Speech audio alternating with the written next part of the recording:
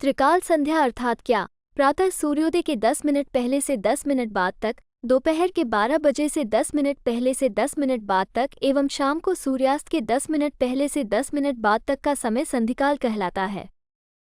एड़ा और पिंगला नाड़ी के बीच में जो सुषुम्ना नाड़ी है, उसे अध्यात्म की नाड़ी भी कहा जाता है। उसका मुख संधिकाल में ऊर्ध्वगामी होने से इस समय प्राणायाम, जप, ध्यान करने से सहज में ज्यादा लाभ होता है। इसके संध्या काल में ऊपर की ओर की दिशा में बाहरी प्राणायाम, ध्यान और मंत्र जाप करने से अधिक लाभ मिलता है। इसलिए सुबह, दोपहर और शाम में संध्या करना उपयुक्त होता है। जो भी इन 3 समयों पर संध्या करते हैं, उन्हें अपार आध्यात्मिक पुण्य प्राप्त होता है।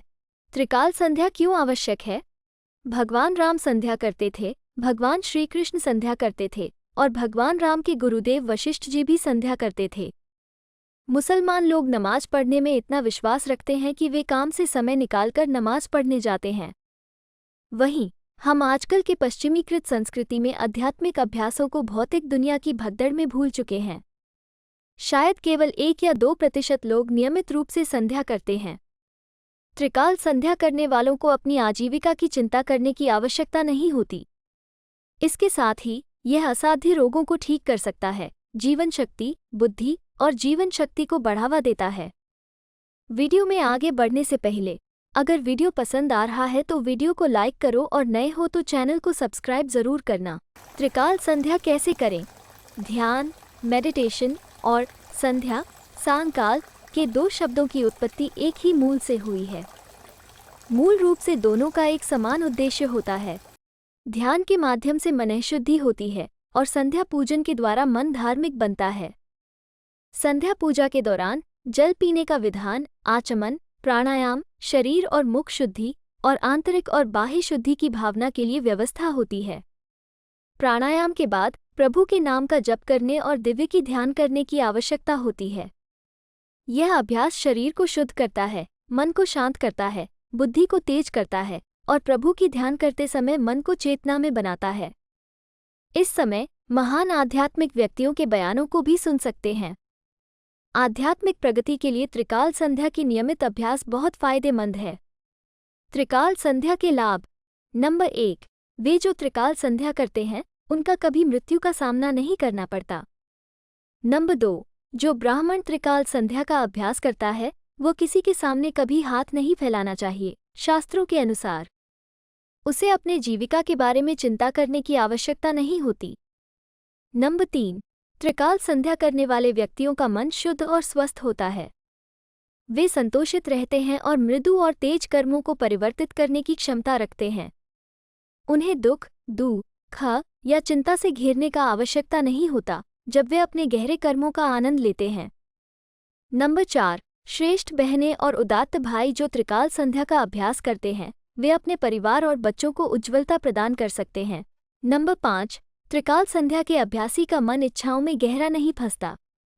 उन्होंने अपने मन को पापों की ओर नहीं बदला। नंबर 6, वे लोग जो त्रिकाल संध्या का अभ्यास करते हैं उन्हें दिव्य आशीर्वादों को पचाने की क्षमता विकसित होती है।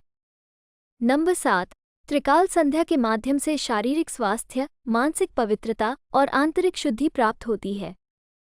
नंबर 8, जो लोग त्रिकाल संध्या का अभ्यास करते हैं वे भाग्यशाली होते हैं और उनकी लौकिक आसक्तियां धीरे धीरे कम हो जाती हैं। नंबर 9, त्रिकाल संध्या करने वाले पुण्यात्मा जीवों के पुण्यों का भंडार बढ़ जाता है। नंबर 10, वे व्यक्ति जो त्रिकाल संध्या का अभ्यास करते हैं उनके दिल और फेफड़े स्वच्छ और पवित्र हो जाते हैं। उनके दिल में अनन्य भक्ति के साथ दिव्य गीत का ध्वनि गूंजता है। जिनके दिल में दिव्य के प्रति अनन्य भक्ति का ध्वनि गूंजता है वे वास्तव में परमात्मा, अपनी वास्तविक स्वरूप और आत्म साक्षात्कार के अमृत के साथ अपनी एकता का अनुभव करते हैं।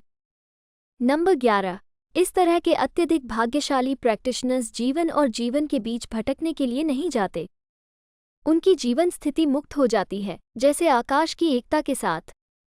नंबर 12, जैसे एक ज्ञानी का मन आकाश की तरह सर्वव्यापक होता है, उसी तरह त्रिकाल संध्या और आत्म साक्षात्कार दोनों पर विचार करने वाले ईमानदार प्रैक्टिशनर्स को शांति, संतोष, प्यार और आनंद हर जगह मिलता है।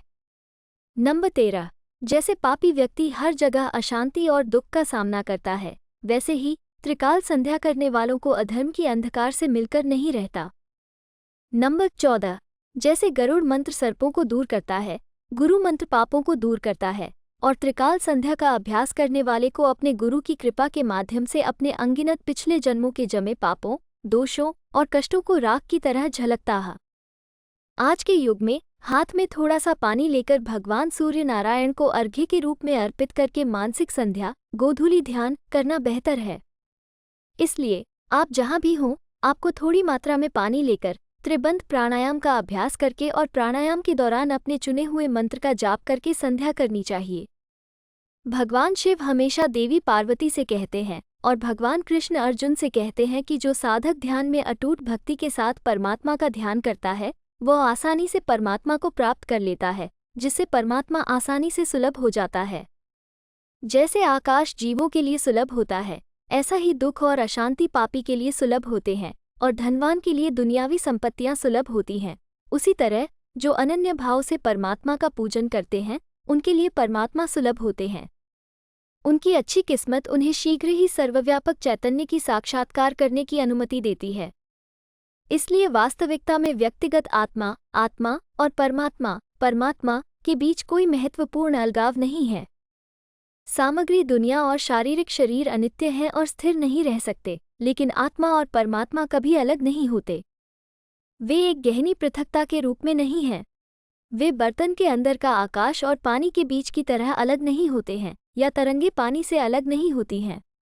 विभिन्न भौतिक घटकों के प्रति आसक्ति के कारण अलगाव की मोहभ्रांति उत्पन्न हुई है।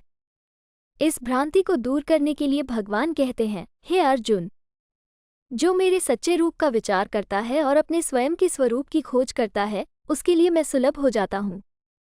इसलिए यथासंभव प्रातः काल, मध्याह्न में और सूर्यास्त से पहले शाम को ध्यान में लगना महत्वपूर्ण है।